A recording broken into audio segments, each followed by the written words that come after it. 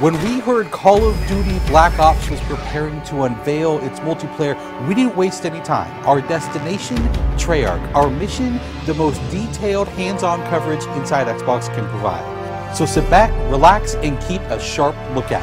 Every feature you hear about in this preview has never before been done in a Call of Duty game.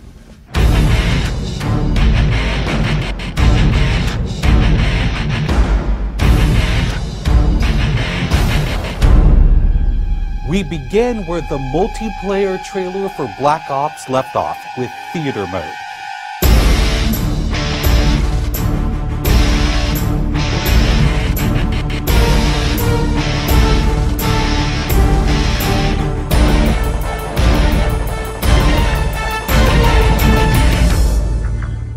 Dan Bunting explains.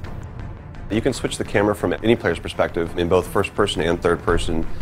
You can detach the camera and go into free cam mode, which allows you to fly anywhere on the map, basically. It's really interesting when you pause the game and go into free cam, you just see all the particle effects just in their full glory, just frozen in time, and it makes some really awesome footage.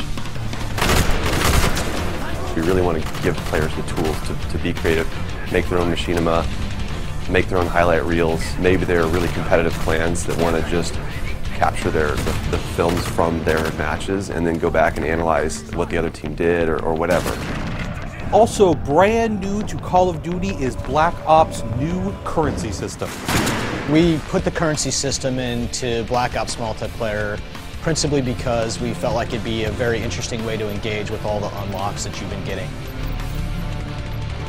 So one of the things that's really fun about currency is instead of being specifically told at a specific level what you're going to get, we're unlocking features by level, but then once the feature is unlocked, you can purchase any component of that feature with the currency directly.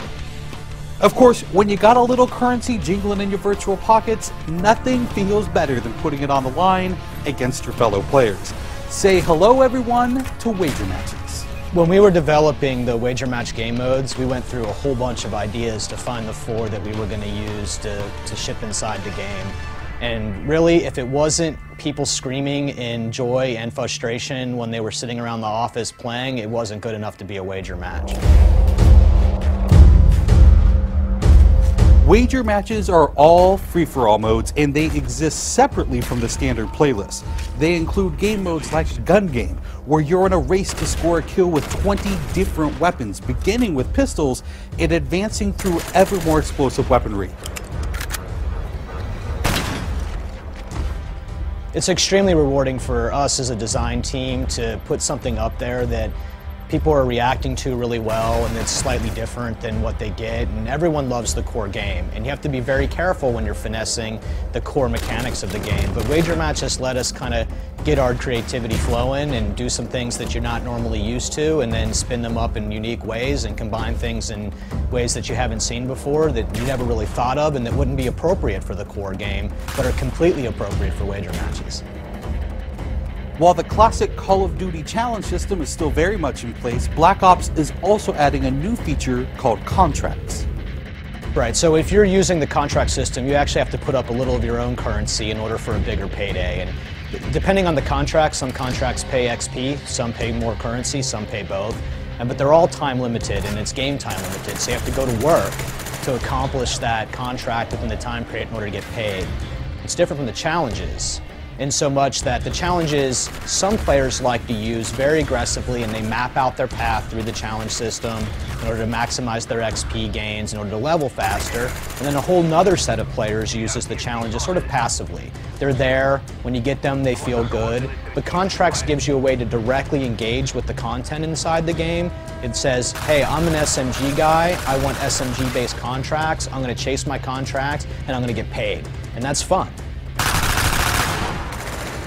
Another focus for Black Ops is player customization, including things like unlockable face paint, unique perk-specific character models, and a whole lot of weapon customization.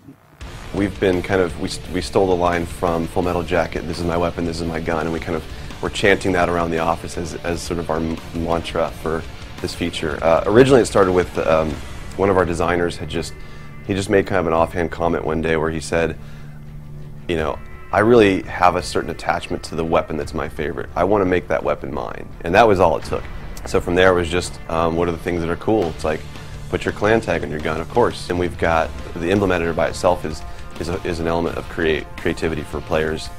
And then the reticles, of course, so why not give people the option to select what kind of red dot they have. Maybe they don't like a dot, maybe they like a circle, maybe they like a triangle, maybe they like a standard crosshair, maybe they just want a line. And then there is combat training, which allows you to get comfortable with the trappings of multiplayer by competing in matches against AI-controlled opponents. You know, it's our hope that combat training can convert people who are largely single-player gamers who might have, dabbled around in multiplayer but never made that leap to playing online, and give them kind of this experience where they can get familiar with the mechanics and features and systems that multiplayer has, but they can do so at their own pace, they can do so without someone screaming in their ear what a noob they are, and practice up and then join the competitive fold.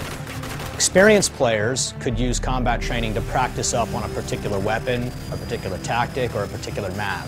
So we think it appeals to both audiences, but most directly, it was designed to help new players get into the mix.